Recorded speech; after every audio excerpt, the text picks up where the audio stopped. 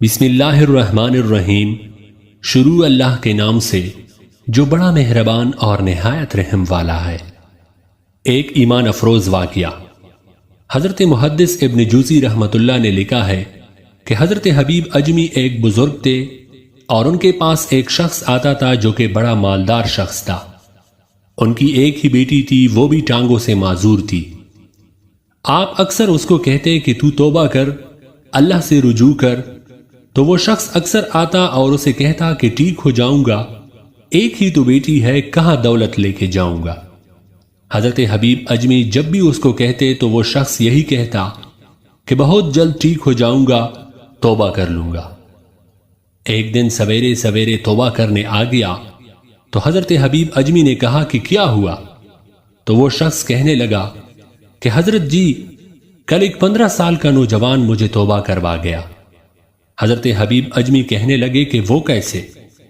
تو کہنے لگے کہ حضرت جی، کل میں منڈی گیا تھا، کچھ سامان خریدنا تھا، بازار سے میں نے 10 کلو مچھلی خرید لی، باقی بھی میرے پاس سامان تھا لیکن میں خود انہیں سارا نہیں لے جا سکتا تھا۔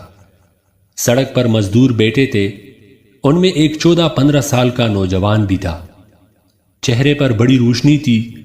میں نے کہا کہ بیٹا مزدوری کرو گے؟ تو وہ کہنے لگا کہ حضور، مزدوری بھی کرتا ہوں، پڑھائی بھی کرتا ہوں، اور جو اللہ کو منظور ہو تو اس کی عبادت بھی کرتا ہوں۔ میں نے اس سے کہا کہ یہ سامان ہے، فلاں جگہ پہنچانا ہے، کیا آپ پہنچا لو گے؟ تو وہ کہنے لگا کہ اس کے 3 دینار لوں گا۔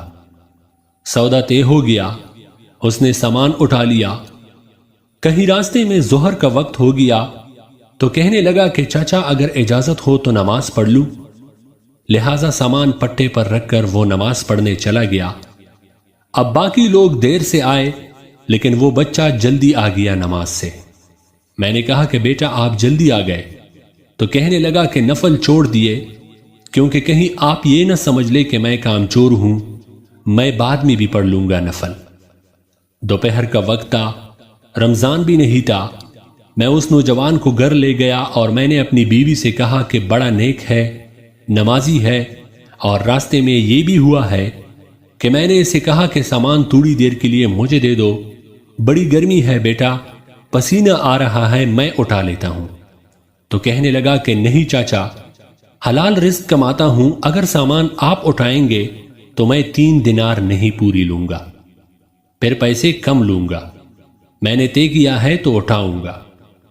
میں نے جب اپنی بیوی کو یہ بتایا تو وہ بڑی متاثر ہوئی، کہنے لگی کہ کانا پک گیا ہے، اسے کہو کہ روٹی کالے۔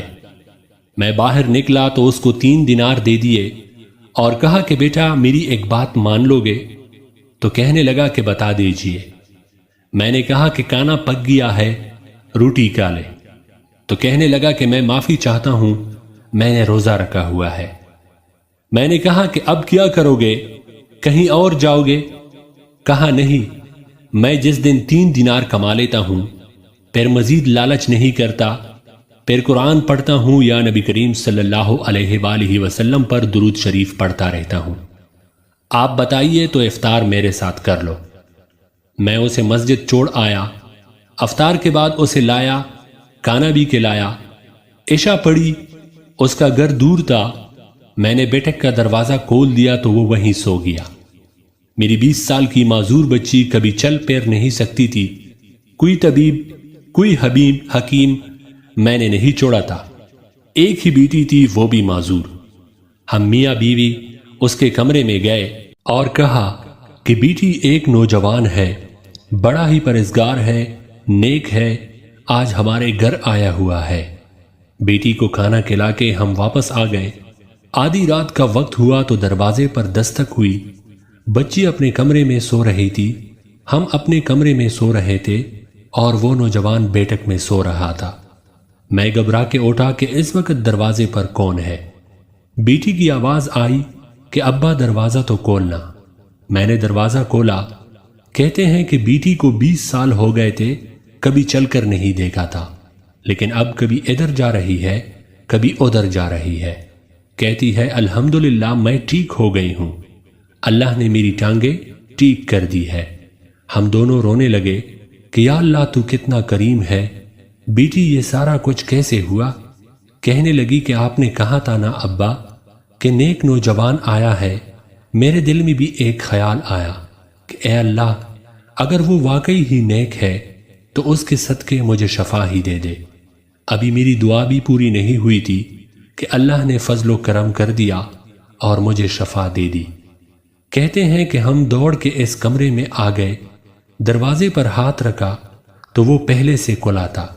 ایک خط چھوڑ گیا تھا وہ نوجوان، لکھا تھا کہ اگر تم لوگوں کو مجھ سے محبت ہو گئی ہے تو میرے پیچھے نہ دوڑنا، اس رب کی بارگاہ میں جھکنا جس رب نے میرے اوپر بھی فضل کیا اور تمہارے اوپر بھی فضل کیا ہے۔